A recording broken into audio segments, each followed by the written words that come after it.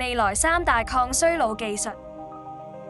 想象下，未來嘅科技可以幫你逆轉歲月痕跡，重新擁有青春活力。而家令人興奮嘅技術突破，正重新定義抗衰老嘅可能性。今日我哋就為你揭曉3項革命性嘅抗衰老技術，令健康同青春唔再只係夢想。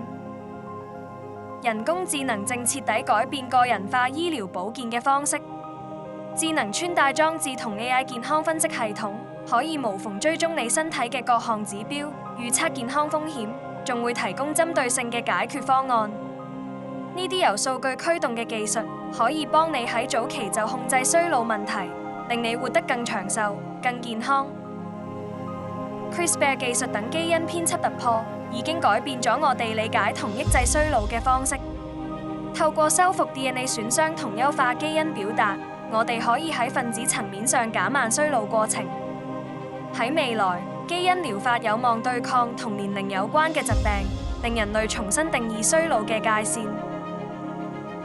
再生醫學正喺改寫人體自我修復嘅能力，幹細胞療法同 3D 生物打印正引領住一場人體組織再生嘅革命。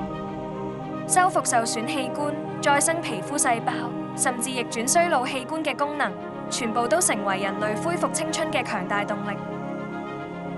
未來已經嚟到，而家就係行動嘅最佳時機。